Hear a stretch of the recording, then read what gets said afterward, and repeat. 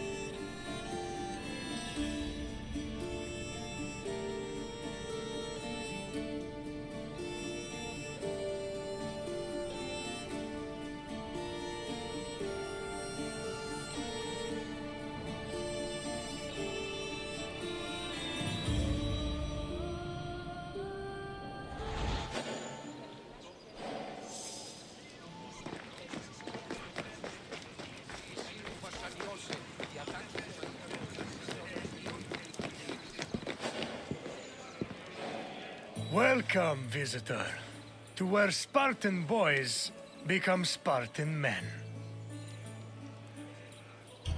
My name is Leonidas. I am a king of Sparta, but do not think me some idle aristocrat softened by luxury. When Spartans go to war, I stand alongside them, shield to shield, and my spear tastes the same blood as those of my men. I can't help but be reminded of the boy I used to be. I wonder what that boy would think if he saw me today. Would he be proud? Intimidated? Or would he pity the tired old man standing in front of him? But such thoughts are meaningless. Let us move on. The Agogi was Sparta's strict education system. The strenuous regimen took in the young boys, and then reshaped them until nothing was left but the strength, intelligence, and resolve of a perfect Spartan citizen. I will find you once your visit has ended, and we will talk further. Until then, visitor.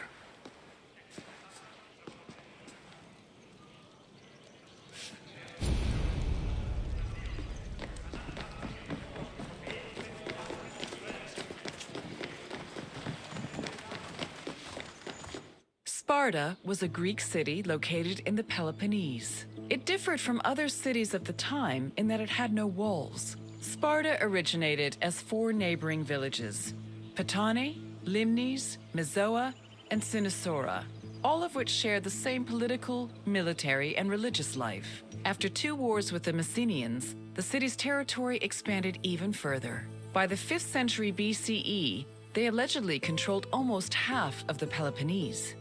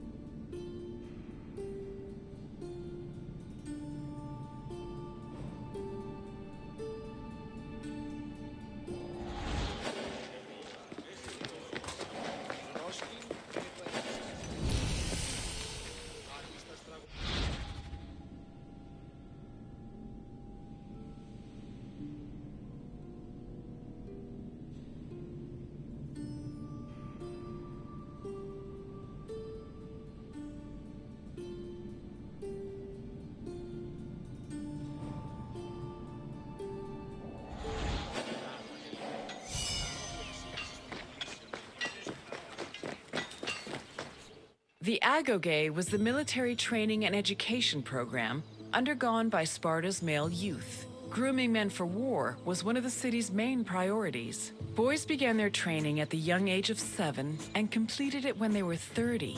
It has been said that Spartan infants were inspected for weakness shortly after birth. If they were deemed too sickly, they were thrown into chasms. However, this information remains unproven. The healthy boys were considered suitable for training. When they came of age, they were removed from their families and were placed into service of the state. Their education included subjects like reading, writing, and even music, but was mostly focused on tough military exercises meant to turn the boys into efficient soldiers. The agoge was divided into 3 cycles, one for boys aged 7 to 12, one for adolescents aged 12 to 20, and one for men aged 20 to 30. Each cycle included different exercises for refining the body and mind.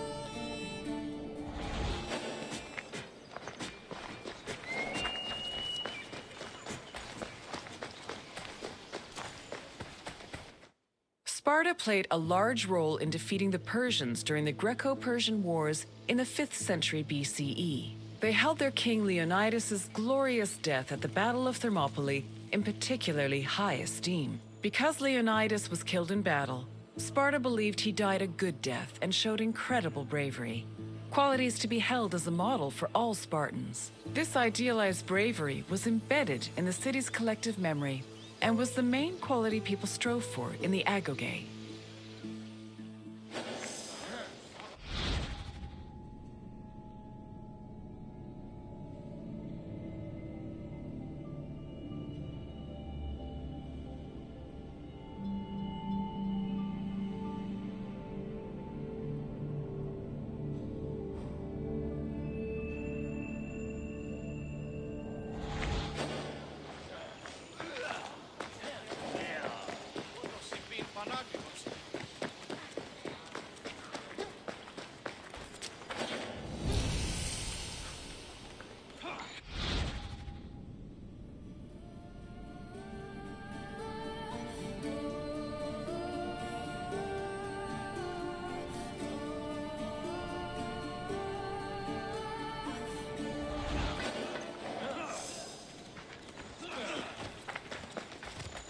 The first cycle of the agoge focused on boys aged 7 to 12. Each of the boys had shaved heads and wore light clothing. They walked everywhere barefoot, swam the Eurotas River all year long, slept on reeds, and participated in cult rituals for Artemis or Thea.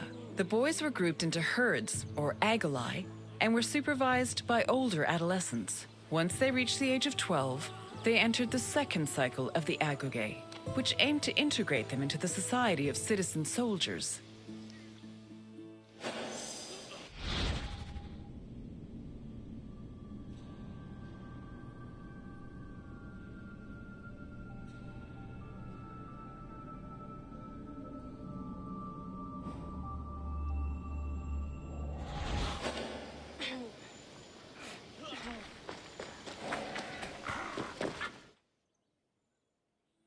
The agoge's second cycle included boys aged 12 to 20.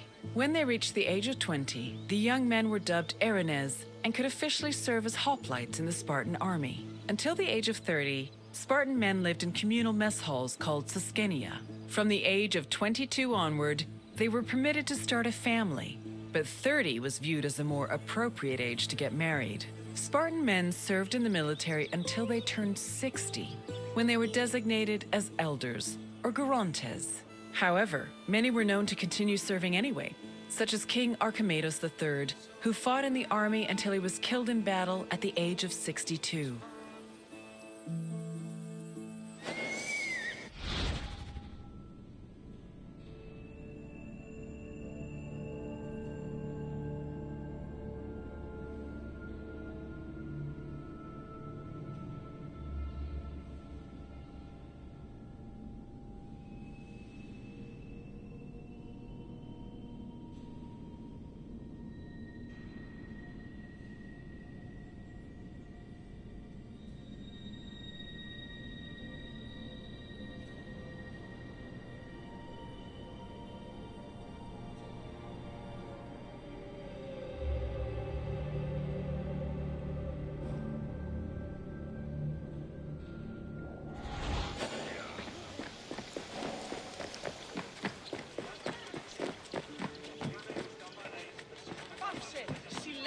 All adult male Spartans participated in communal meals called syssitia.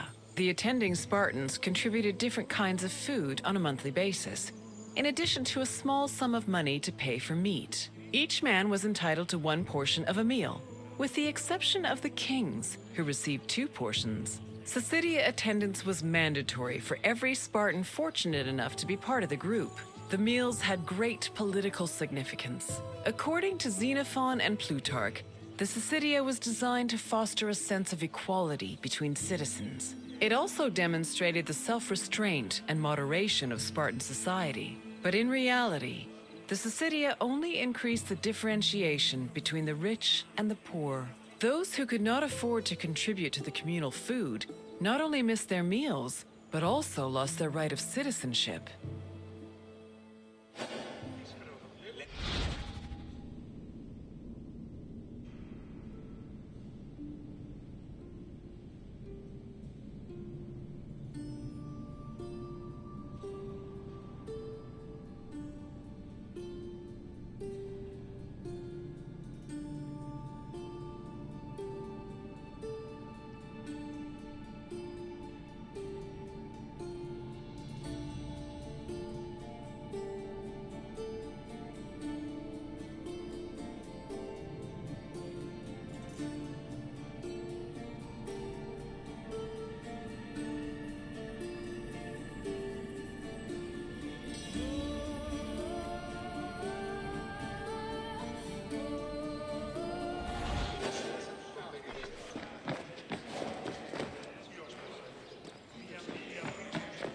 Your tour has ended.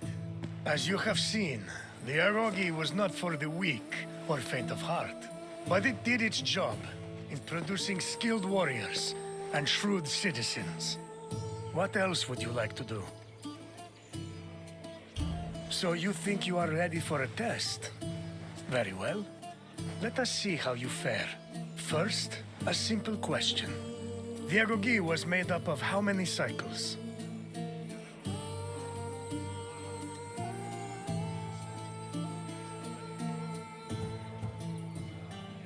Correct. The Arogi was divided into 3 cycles. One for boys aged 7 to 12, one for adolescents aged 12 to 20, and one for men aged 20 to 30. Next question. How many meal portions were kings entitled to at Syssitia?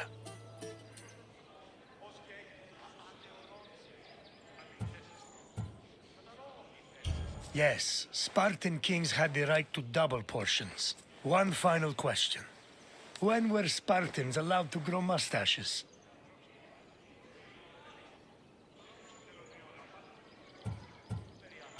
Yes. Once a Spartan man was over 30, he was allowed to adorn his face with a glorious display of manhood.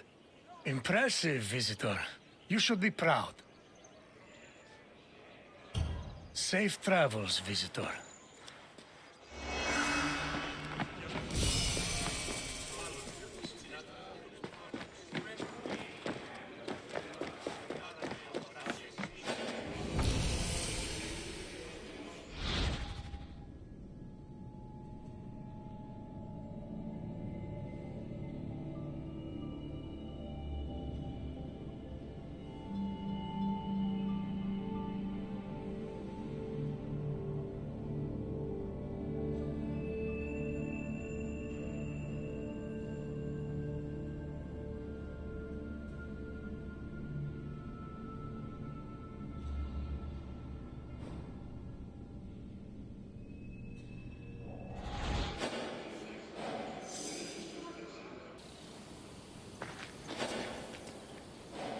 Welcome, traveler, to the site of the legendary Battle of Marathon.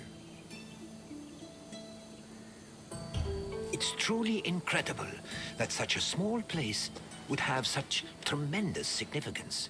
But then again, even the tiniest pebble can send ripples through the water. My name is Herodotus, and I am a traveler from Halikarnassos. I retrace the cause of various events, such as wars and great calamities. I describe what I see and record what I'm told. all with the aim of providing a better understanding of why these things occur. Look for me to introduce you to many sites. Marathon was the location of one of the greatest battles in Greek history. It was here where Athenians made a stand against the might of an imposing Persian fleet. Your visit will take you through the causes of the conflict, the battle itself, and its far-reaching consequences. I will see you again once you're through. Farewell for now.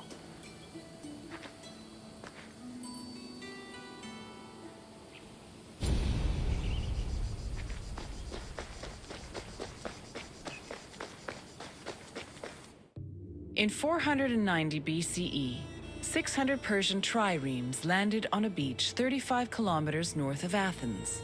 Standing in their way were 11,000 hoplites led by the prestigious Athenian general Miltiades. The Persian forces outnumbered the Greeks approximately 5 to 1, and yet the smaller force managed to push back their would-be conquerors. The Battle of Marathon was a major turning point in the Greco-Persian Wars, and the Athenians' victory would be celebrated for many years. The modern-day distance-running event is named a marathon in memory of a soldier from the battle who ran back to Athens to announce their victory, though whether this is real or legend is uncertain.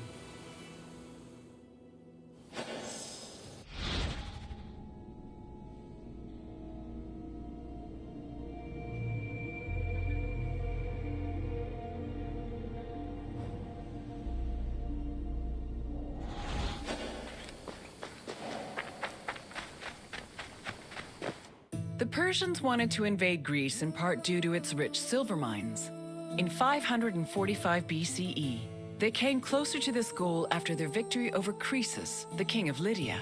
The victory forced some Greek populations in Asia Minor to surrender and gave the Persians a solid foothold to carry out a large-scale invasion. In 494 BCE, the city of Miletus revolted against its Persian rulers. They were aided by Athens and the nearby city of Eretria, and even burned down an important Persian temple. The Persian king Darius was enraged by their sacrilege, and in 491 BCE, sent messengers to the Greek cities demanding their submission. Athens and Sparta killed the Persian messengers, goading Darius to invade. The Persians began their attacks, first capturing the city of Naxos and enslaving its inhabitants, then taking the city of Eretria. Filled with confidence from their string of victories, the Persians set their sights on Athens.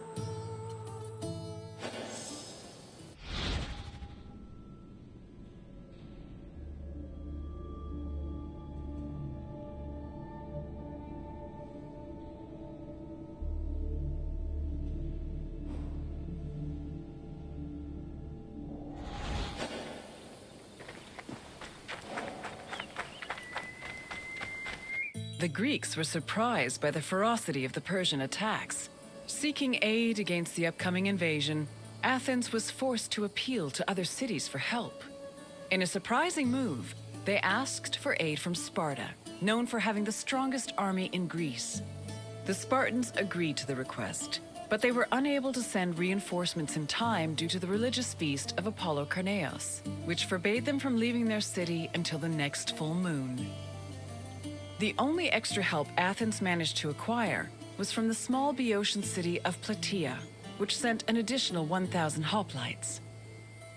This was the first time in Greek history that their entire civilization was under attack from an external invader. Despite sharing the same language and same religion, Greek city-states had often warred amongst themselves. The Persian invasion was the first time they realized the necessity of collective action to ensure their survival.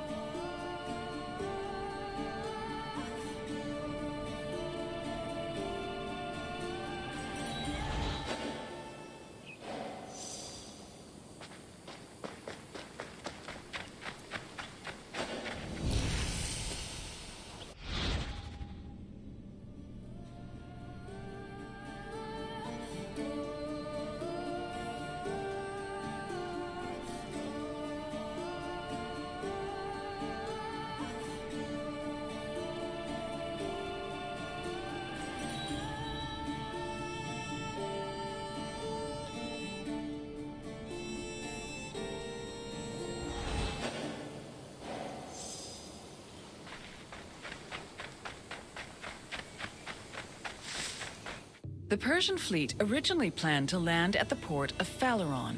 However, the exiled Athenian tyrant Hippias, who sided with the Persians, advised them to land at Marathon instead, where it would be easier to deploy cavalry. The Athenians were unaware of the Persian battle plans and left Marathon undefended. This allowed the Persians to quietly set up camp on the beach, while Athens scrambled to mount a defense.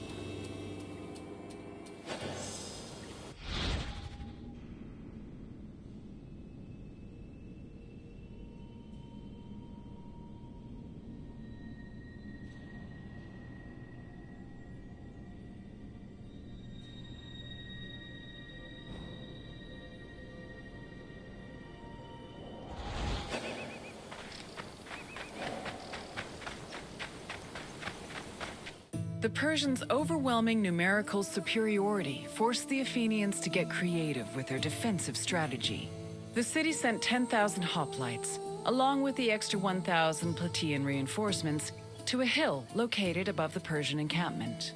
Once in position, Athenians had to decide whether to wait for the Persians to attack or to strike them first.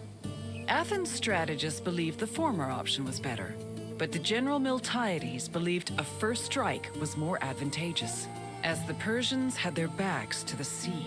In the end, Miltiades' opinion prevailed, and the Greeks made their move.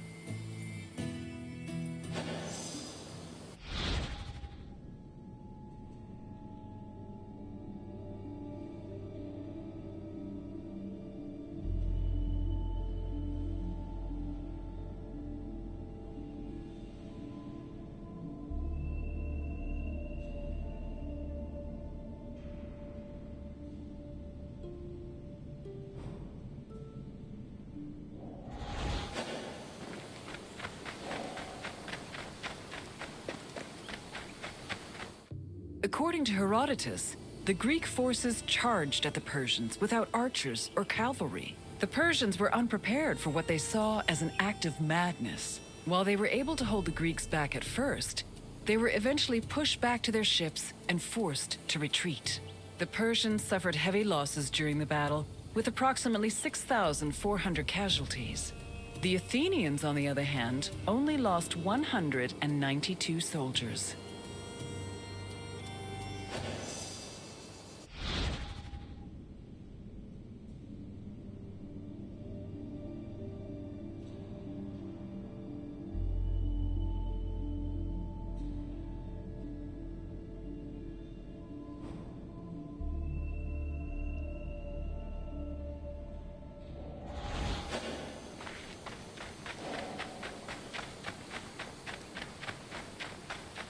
The victory at Marathon was considered miraculous. The Greeks attributed this miracle to the appearance of legendary heroes who they allegedly saw return from the dead to fight at their side in defense of the city. For example, several Athenians swore they saw the mythical king Theseus take up arms at Marathon, a scene which would later be depicted in Athens' Agora. Similarly, some hoplites attested that Heracles appeared at Marathon, clad in his lion's skin and wielding a club. The supposed appearance of these heroes helped elevate the Battle of Marathon to a legendary status among the Greek people.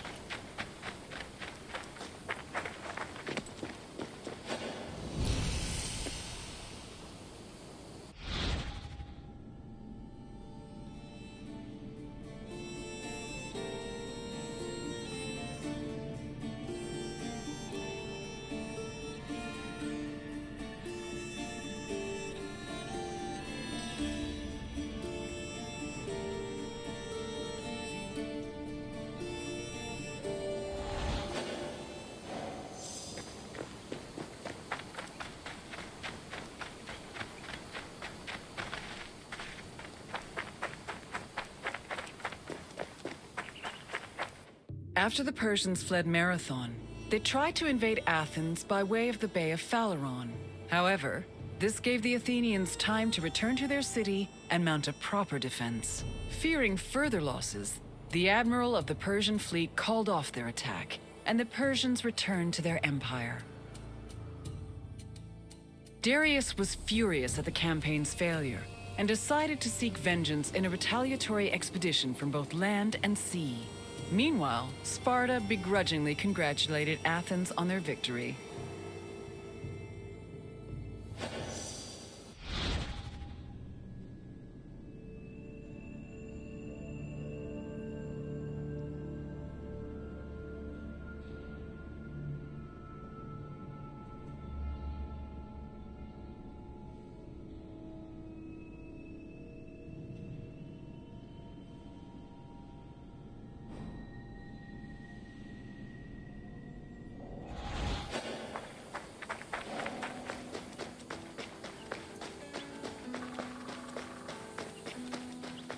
The victory at Marathon marked the beginning of a new era for Athens. According to Herodotus, Athens' success at pushing back the Persians ranked them first in the ongoing competition between the Greek city-states. The Athenians immortalized their prestige by erecting monuments in both their own city and in Delphi. The Battle of Marathon was also perceived as a blow against tyranny. Tyranny went from being perceived as a simple flaw in authoritarian excess to major treason against the homeland, a sin that rulers would take great pains to avoid being accused of. This helped consolidate the institution of democracy for the next 2 centuries.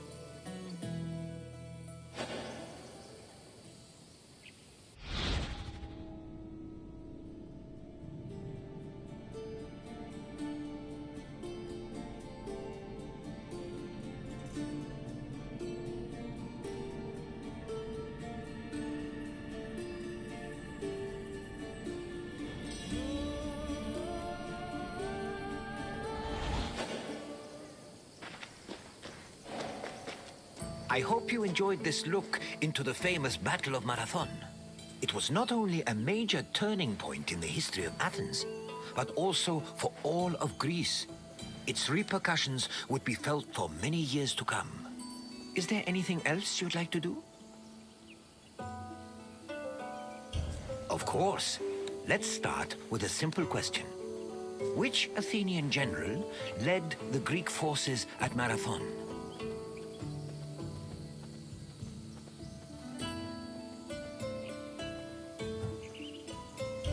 Correct.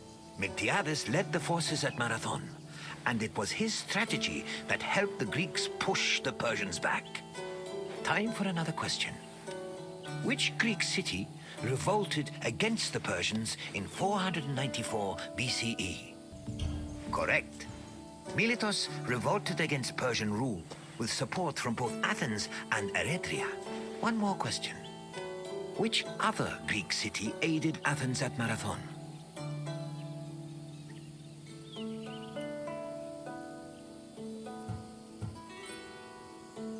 Yes, Plataea sent 1,000 Obides to aid the Athenian forces. Well done, traveler. You have learned much.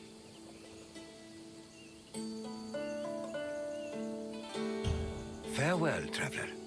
I hope to see you again soon.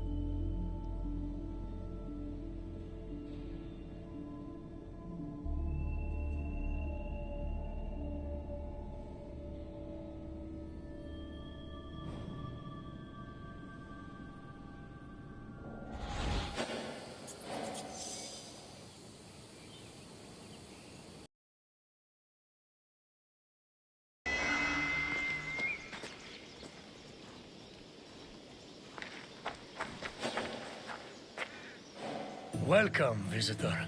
to Thermopylae.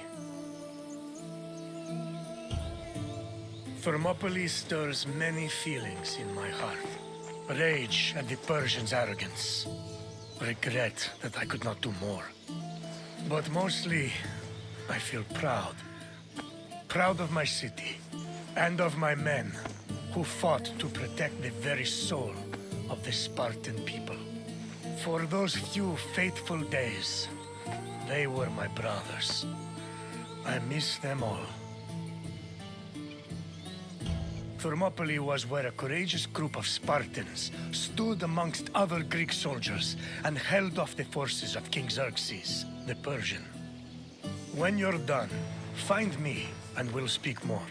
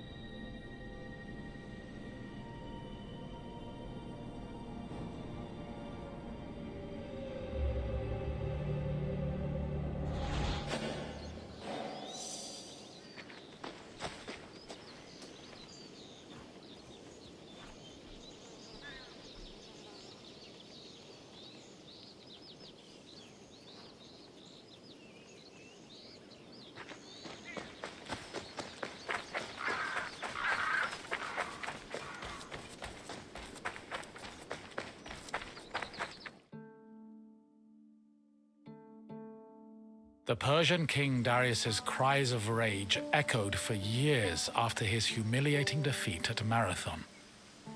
Even after Darius's death, his son Xerxes continued to seek vengeance against the Greeks. According to Aeschylus, Asia was emptied of all its men. Greek spies brought the news of Xerxes' imminent invasion back to their homeland. Afterwards, many discussions were had on the best place to mount a defense. In the end, the Greeks decided on Thermopylae. The area featured a narrow pass that could act as a bottleneck for the Persian army, negating their numerical superiority. It also offered naval advantages, offering the Greek fleets opportunities for flanking. 5,000 Peloponnesian Greeks set up at a fort near the entrance of the narrow passage, otherwise known as the Hot Gates. Leading them was Leonidas, a Spartan king who prided himself on supposedly being a direct descendant of Heracles.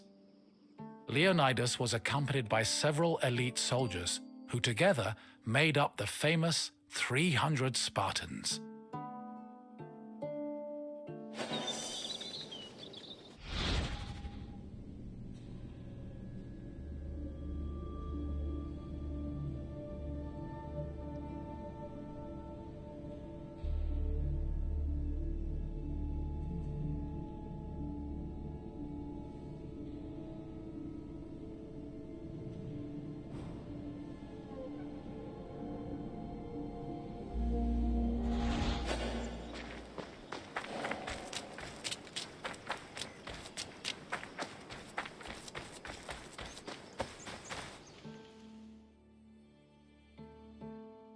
The Persian army arrived in the summer of 480 BCE, preceded by a flood of rumors regarding their strength and numbers. It was claimed they consumed 6,000 tons of wheat every day, and that they dried every river and brook they passed to quench their near insatiable thirst. During their march to Thermopylae, the Persians faced no opposition, and in fact, increased their numbers further by recruiting more soldiers from other Greek cities and places like Thrace. According to Herodotus, the last count of the Persian fleet was numbered at 1,207 boats, mounted by approximately 240,000 men. He estimates the land army, meanwhile, was made up of more than 1 million men. The Greek forces at Thermopylae were heavily outnumbered.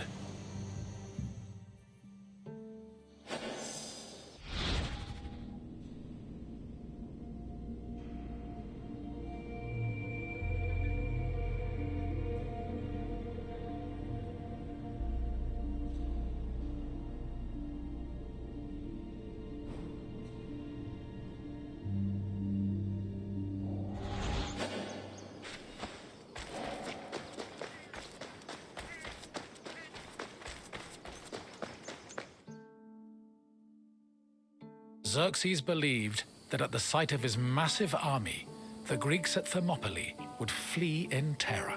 Instead, they deliberated. The majority of the Peloponnesians wanted to engage the Persians on the Isthmus of Corinth. Leonidas, meanwhile, believed it was wiser to stay put in Thermopylae. While the Greek forces debated, a Persian horseman was sent to spy on the enemy. He returned to Xerxes with surprising news. Not only were the Greeks not fleeing, but the Spartans guarding the fort were exercising and combing their hair. A far cry from the fearful soldiers Xerxes expected. To increase the pressure on the Greeks, Xerxes waited 4 more days, then attacked on the 5th. The Persians faced heavy resistance and suffered many losses, and Herodotus says Xerxes leaped 3 times from his chair, seized with fear for his army. The following day proved to be just as difficult for the Persian forces, and the Greeks continued to stand their ground.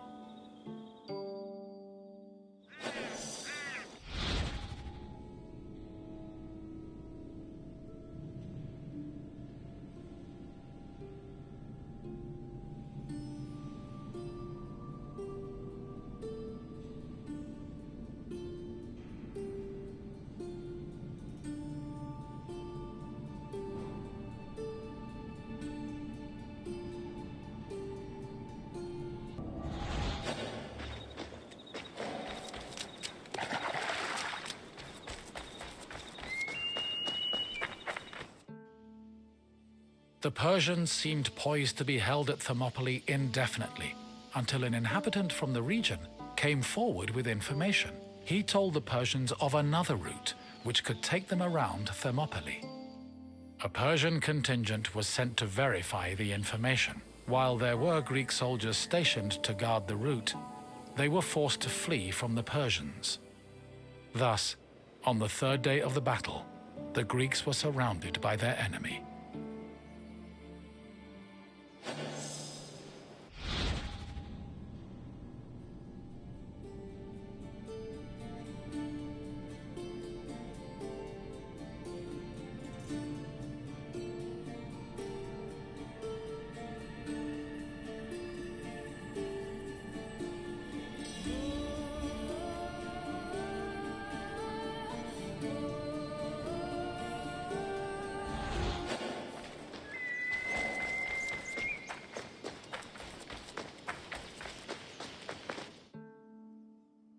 With the Persians both in front of and behind them, the Greek forces at Thermopylae realized they had 2 choices: flee to live another day, or stand and fight till their last breath. Most of the Greeks chose the former option, but some stayed, including Leonidas and his 300 Spartans. For the Spartans, dying a glorious death was one of the highest honors they could achieve. The few members of Leonidas's Spartans who did not participate in the last stand at Thermopylae felt that they had missed an opportunity for honor and either committed suicide or continued living under the mockery and disgust of their fellow citizens.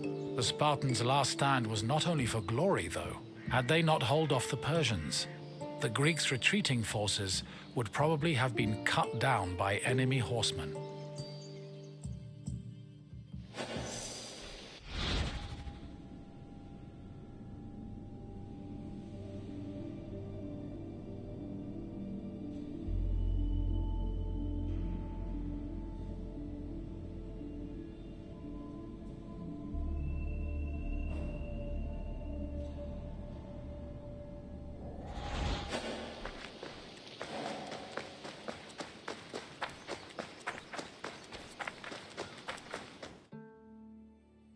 On the morning of the 3rd day, King Xerxes was assured of his victory. However, that victory did not come easy. King Leonidas himself fell in battle, and a furious fight broke out around his body. The Spartans fought to the last man, and when they had all been slain, Leonidas's body was brought before Xerxes. According to Herodotus, Persians usually honored the most courageous warriors, even if they were enemies.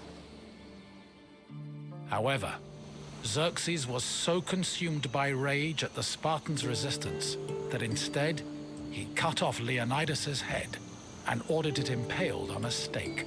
A statue of a lion was later erected on the hill of the Spartans' last stand in honor of Leonidas's bravery.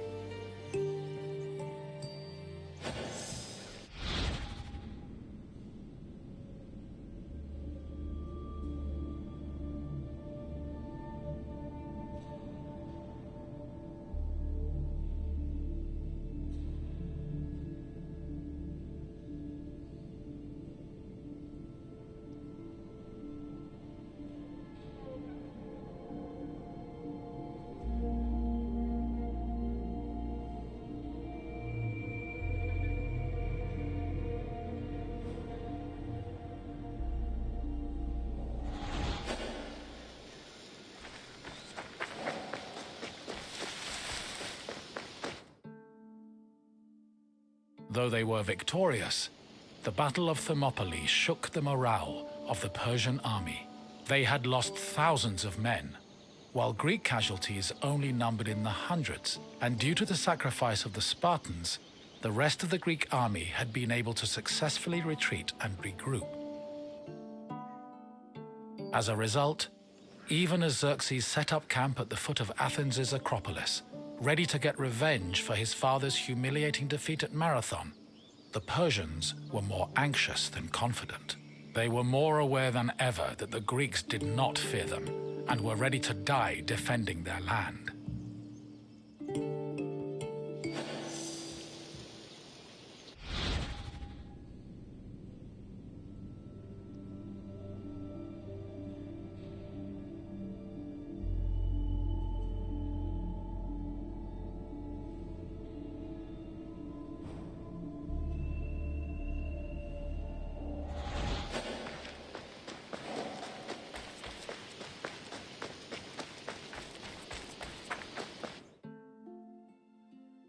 In the end, the Battle of Thermopylae was still a loss for the Greeks. However, the battle gave the Greeks a boost in morale that carried them all the way to their decisive victory over the Persians in the Battle of Plataea in 479 BCE. With the war against the Persians finally won, the Greeks were able to honor the sacrifice of Leonidas and his Spartans with memorials and poems, forever solidifying the glory of Sparta's military prowess. The newfound respect for Sparta was noteworthy, because before the war, the city was seen as no more than a bully who forced itself into the affairs of others. Thermopylae changed the opinions of Sparta for the better, and gave them a legitimate claim to be one of Greece's most powerful and influential cities.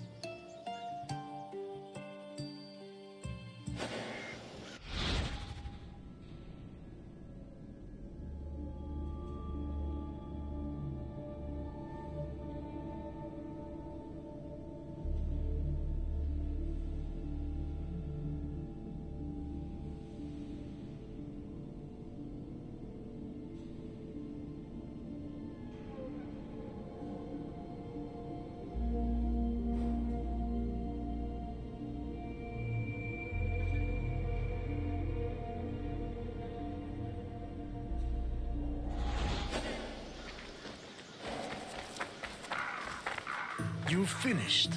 I hope you understand the magnitude of the sacrifices made at Thermopylae. Without them, the Greek people would have surely ended as a footnote in Persian history. Is there something else you'd like to do? If you think you're ready, let's begin. First question. Who was Xerxes' father?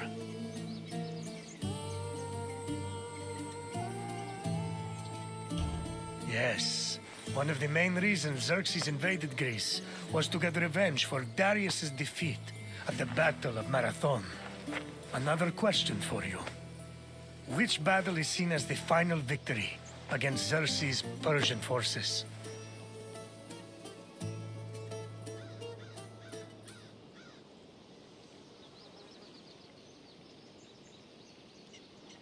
Which battle is seen as the final victory against Xerxes' Persian forces?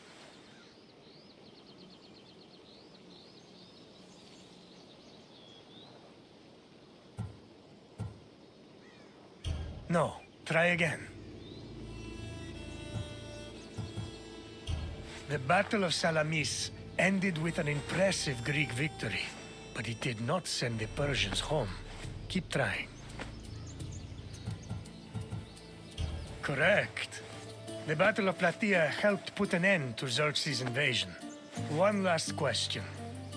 How many Spartans fought at the Battle of Thermopylae?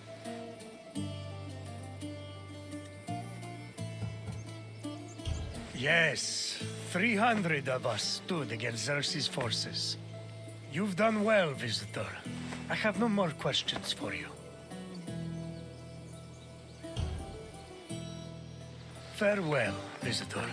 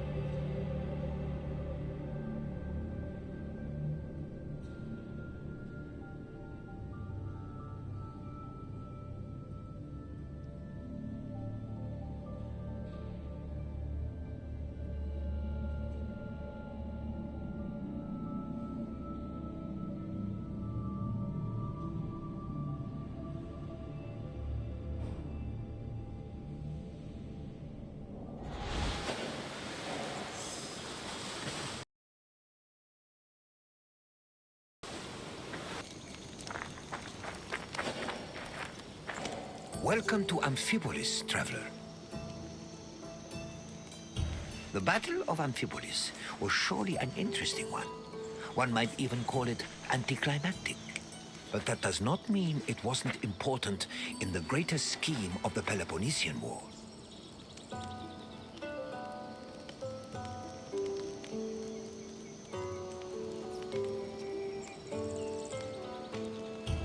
The city of Amphipolis was the site of one of the more unique battles of the Peloponnesian War.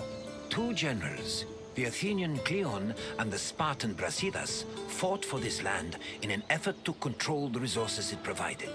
In the end, though, neither got what they wanted.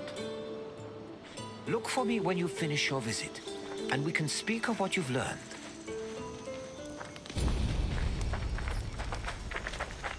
The land that would come to be known as Amphipolis was originally part of Thrace, a region inhabited by formidable semi-nomadic horsemen.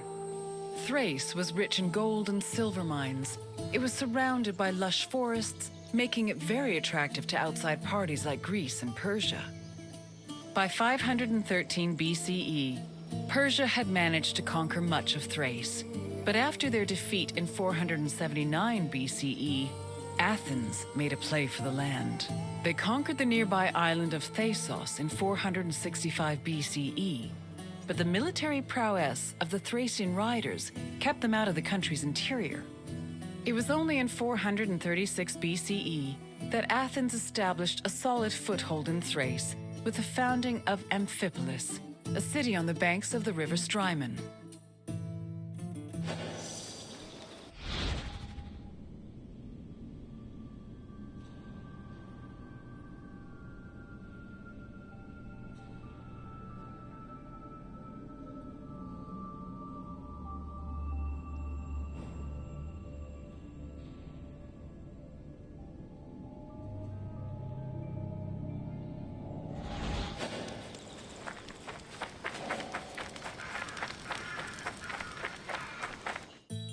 During the Peloponnesian War, the Spartan general Brasidas sought a way to subvert Athenian power across the Greek world.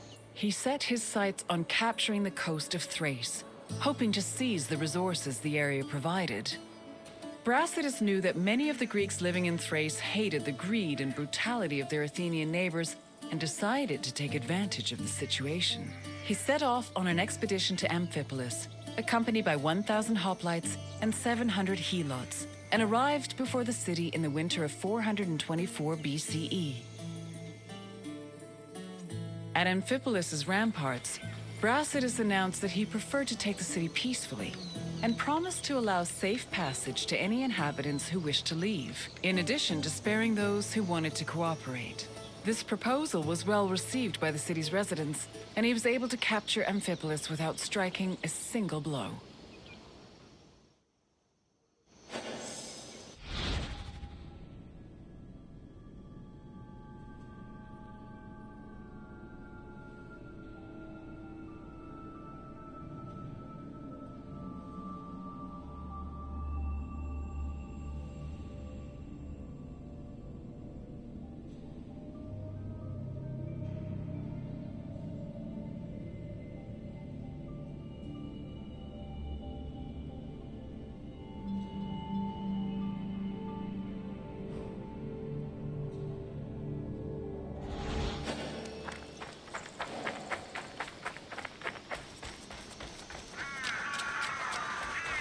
Brasidas' march on Amphipolis blindsided the Athenians. By the time they heard the news and dispatched the general Thucydides to defend Amphipolis, Brasidas had already rallied several nearby cities to help him defend the region from Athens' so-called tyranny. After half a day's journey from Thasos, Thucydides arrived at the port of Aeon, but was unable to retake Amphipolis. Athens held Thucydides responsible for the loss of Amphipolis and forced the general into exile. In spite of Brasidas' achievements, Sparta did not send him reinforcements, which forced the general to negotiate a truce with Athens to hold on to the ground he gained.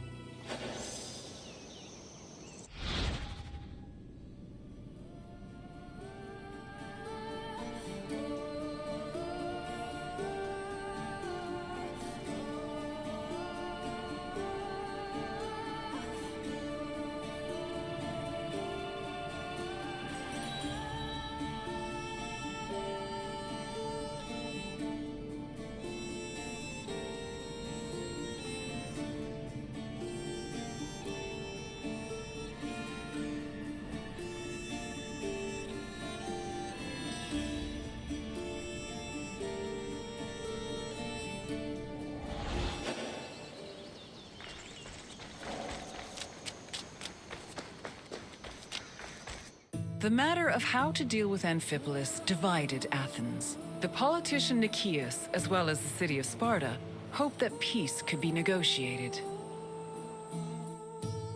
However, the popular Athenian statesman and general Cleon wanted to continue fighting the war. Indecision continued until 422 BCE, when Cleon was elected as one of Athens' strategists. This decision made it clear that the city's people were in favor of war. The truce was ended, and Cleon began his journey to Amphipolis, retaking small towns that had been conquered by Brasidas along the way. On arriving at the port of Aeon, Cleon requested troops from the king of Macedonia. He also hired several Thracian mercenaries to bolster his force's numbers. Afterwards, all Cleon could do was wait for the remainder of his reinforcements.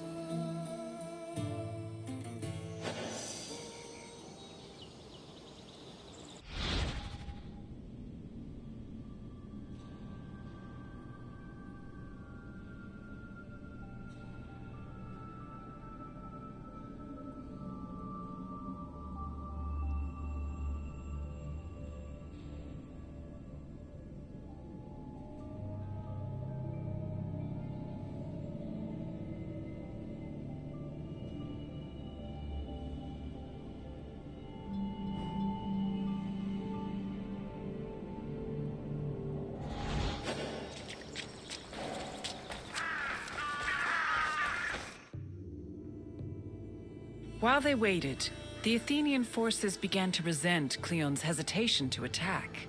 They saw him as soft and incompetent, especially compared to their opponent, Brasidas. Sensing the tension, Cleon decided to act without waiting for reinforcements to arrive. He set out from the port of Aeon to observe Amphipolis, setting up a camp on a nearby hill. To Cleon's surprise, Amphipolis appeared to be completely unprotected, with no guards stationed at the city's gates and ramparts. However, the city's lack of protection was only an illusion. Even so, upon seeing this, Cleon regretted that he did not bring wooden towers, which would have allowed him to easily recapture the city.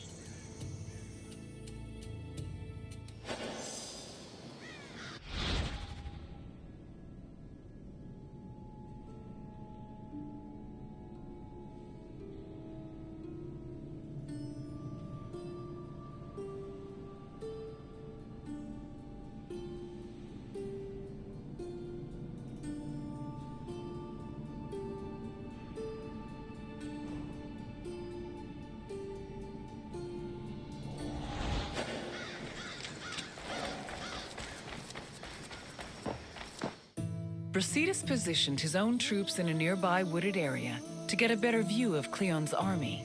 When the Athenians began moving to set up camp, Brasidas returned to Amphipolis.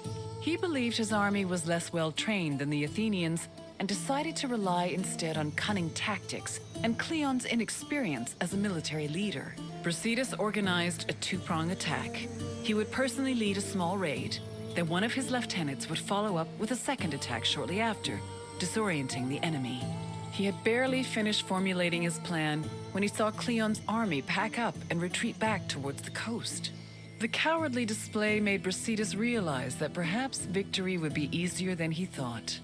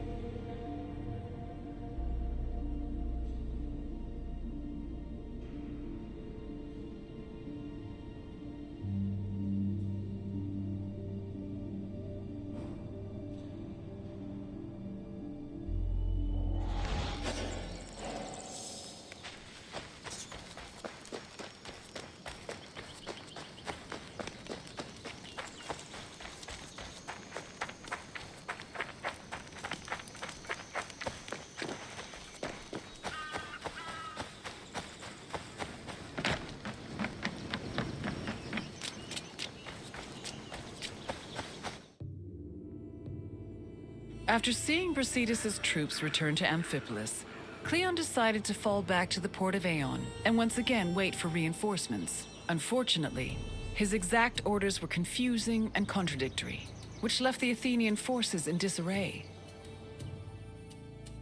Brasidas took advantage of this confusion and began his attack.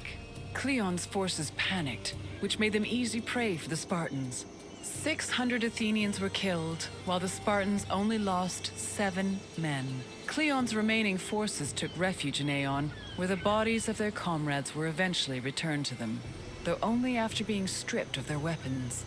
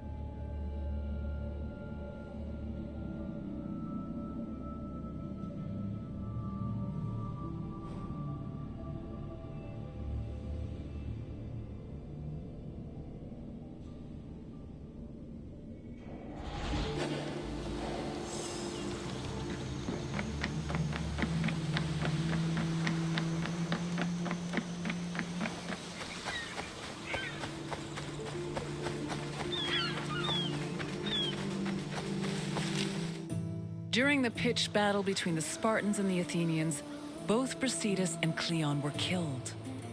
The reports of their respective deaths reflect how they were perceived as military leaders.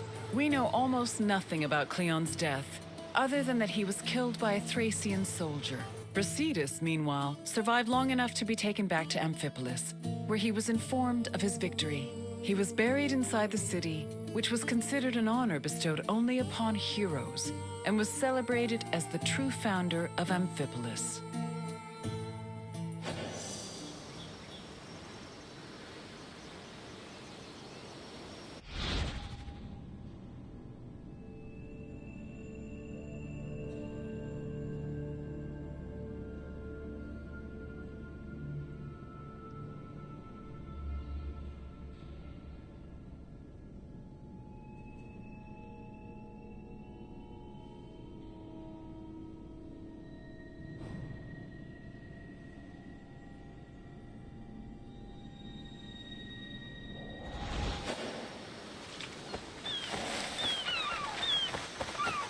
The Battle of Amphipolis temporarily put an end to the hostilities between Athens and Sparta. The Athenian forces returned to Piraeus, while Sparta called back the reinforcements they'd sent for Brasidas. The death of both Brasidas and Cleon encouraged the two cities to push for peace. The negotiations took time, But Sparta and Athens eventually agreed to return to the way things were before the Peloponnesian War. The resulting treaty became popularly known as the Peace of Nicias. Throughout the Greek world, it was mostly agreed that Sparta had lost the war, in spite of Brasidas' heroic efforts.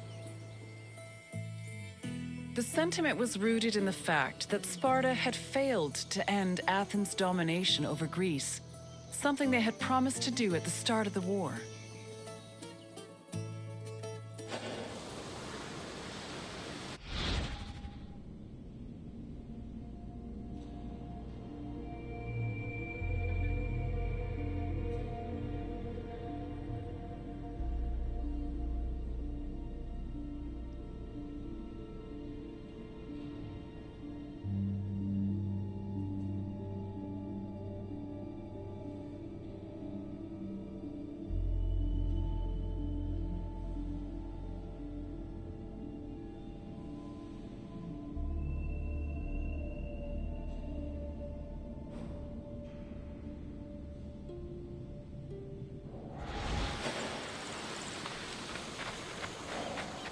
I see you're done with your tour.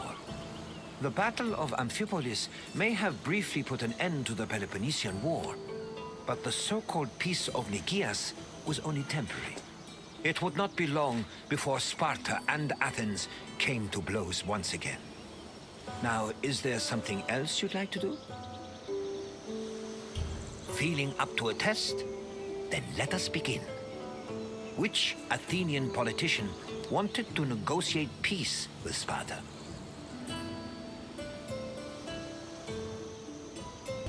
Correct. Nicias wanted to build on the truce that was negotiated after Brasidas captured Amphipolis. Now for the second question. Where did Thucydides and Cleon arrive before moving to retake Amphipolis?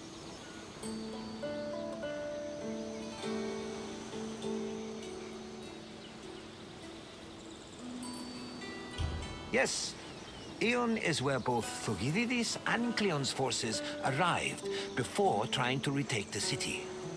I have one last question for you. Amphipolis was located in which region?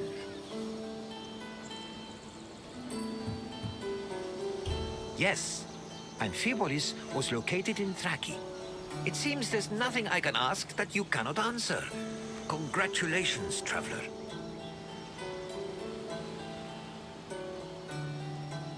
Very well. I hope you enjoyed your visit.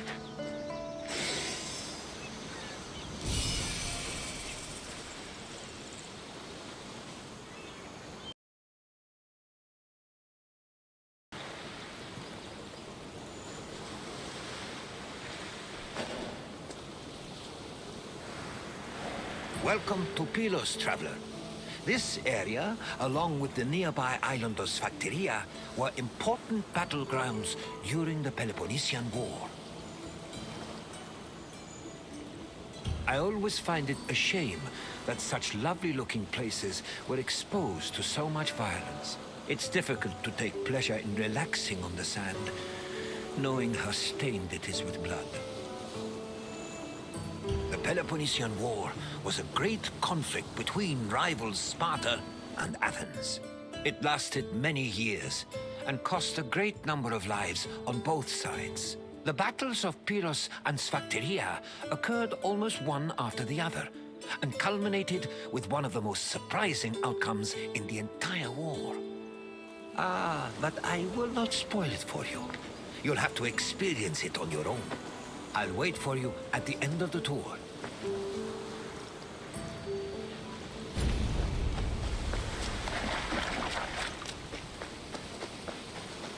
Since 431 BCE, the Peloponnesian War had been raging between Athens, Sparta, and their allies, with neither side gaining much ground. But in 425 BCE, an Athenian general named Demosthenes changed that.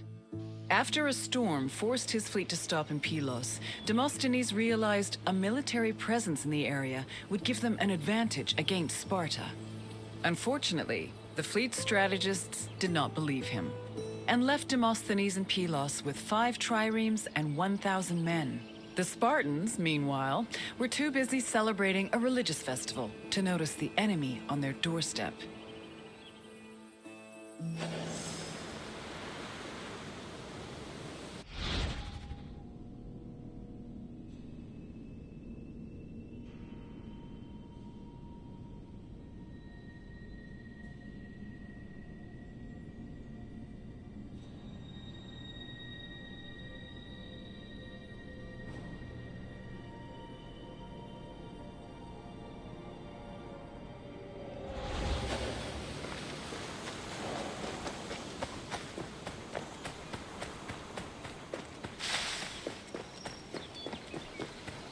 Once Sparta discovered the Athenian presence on Pylos, the Spartan king Agis mustered his troops and fleet. Sparta then descended on Demosthenes' outpost, attacking from both the sea and the mainland. The Athenian general had to mount a hasty defense. He pulled his boats back to the foot of the ramparts and fixed them in place with stakes, providing extra cover. Then, going against all the established rules of battle, he descended with his hoplites to fight on the rocky shore, where he believed the Spartans would disembark. His gamble paid off, and the Spartans did indeed attempt to land at this location, though Demosthenes' forces made them hesitate. One of the Spartan leaders, Brasidas, decided to make the first move by ramming the rocks with his boat, exclaiming, "It's only a few planks." He paid for his actions when his shield slipped into the sea after descending from his boat, leaving him open to many blows. The battle raged on into the night and continued to the next day, remaining locked in a stalemate. However, on the evening of the second day, Athenian reinforcements arrived.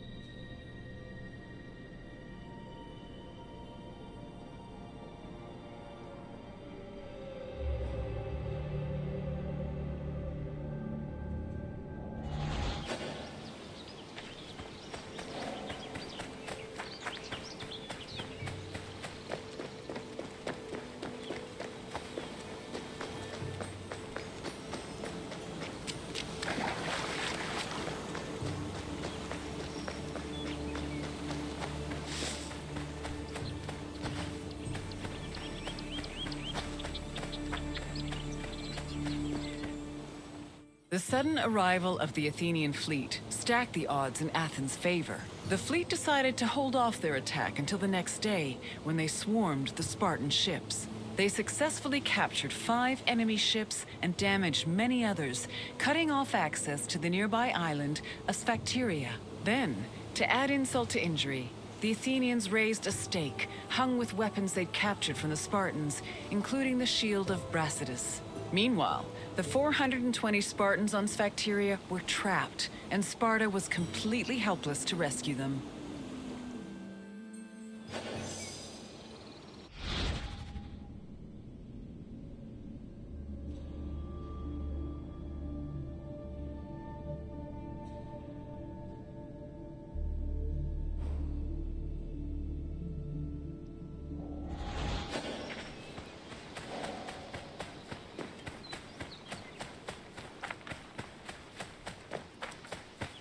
With 420 of their men trapped on Sphacteria, Sparta needed to reevaluate their position. The Spartans on the island were essentially the Athenians' hostages, and Sparta could not move to rescue or resupply them without putting their lives in danger. In an effort to save the trapped soldiers, the Spartan leadership negotiated an immediate truce with the Athenian strategists. Sparta agreed to hold back its fleet and halt their attacks on Pylos. And in return, the Athenians permitted them to send supplies to their men.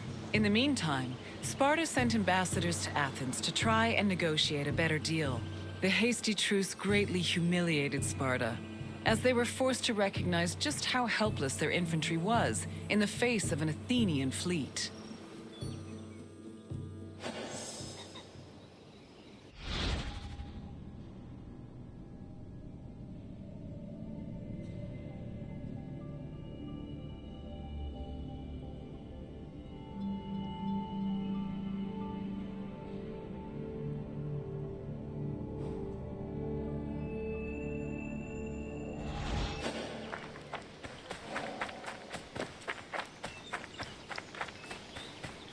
To bargain for the safety of their men, Sparta sent ambassadors to Athens to propose a cessation of hostilities. The ambassadors tried to emphasize that their situation was not a result of strategic incompetence or lack of strength, but rather plain bad luck. According to them, the Spartans on Sphacteria did not deserve to suffer further, because they were trapped through no fault of their own. These statements provoked the ire of Cleon, a popular Athenian politician known for his populist speeches. Cleon insisted that the terms of negotiations be discussed openly before the assembly and the Athenian people, instead of in private. The Spartan ambassadors were not as comfortable with public speaking as the Athenians, so they decided to leave.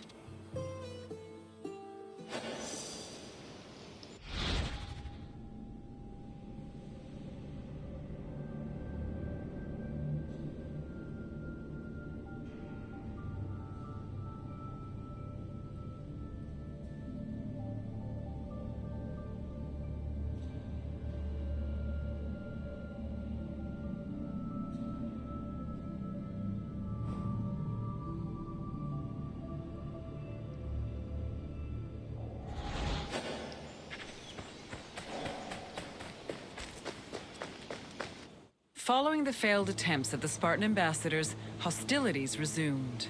Back in Athens, Cleon took matters into his own hands.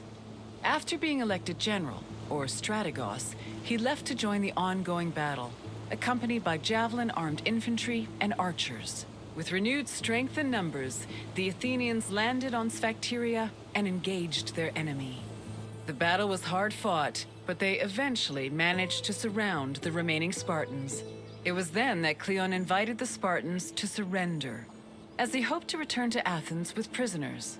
The Spartans were exhausted after spending 72 days on the island, so they accepted Cleon's offer and laid down their arms. A Spartan capitulation had previously been unheard of, and the news of their surrender echoed throughout Greece like thunder.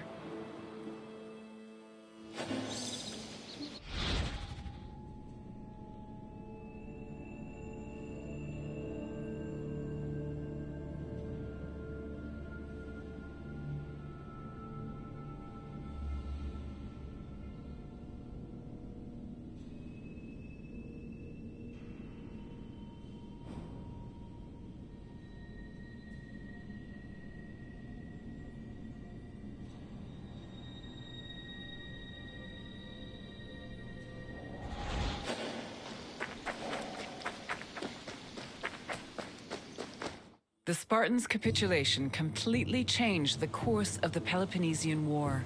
Athens used their new prisoners of war as leverage and threatened to execute them if Sparta ever returned to pillage their lands. This gave the Athenians the freedom to conduct their own raids, which were aided further by their eventual seizing of the island of Kythera. Sparta tried to negotiate for peace, but were unsuccessful. Cleon, meanwhile, was emboldened by his victory and continued to gain popularity with the Athenian people.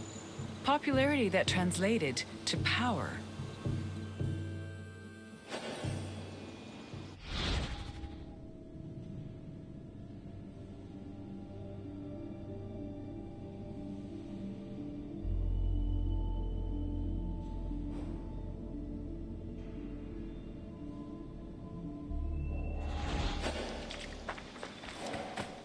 I hope you enjoyed learning about the battles of Pylos and Sphacteria. The battles were hard fought by both sides, but Athens' victory gave them an enormous boost in morale. It encouraged them to be more aggressive, and it was some time before Sparta recovered from the aftershocks of their historic surrender. Now, is there anything else you'd like to do? I'm happy to oblige. Let's begin. Where were Demosthenes and his fleet forced to land during a storm?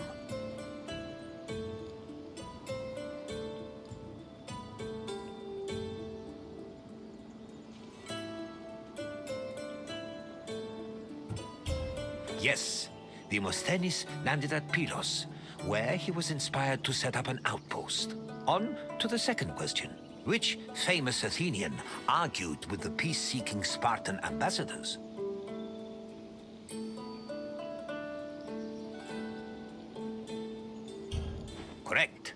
Cleon demanded the terms of the peace be discussed in front of the Athenian assembly, which greatly dissuaded the ambassadors.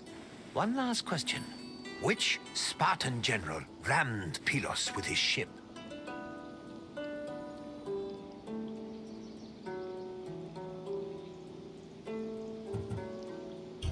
Correct. Brasidas ordered his ship to ram the rocks and lost his shield in the process. You've passed the test. Well done, traveler. Then I will say farewell. Though I hope our paths will cross again someday.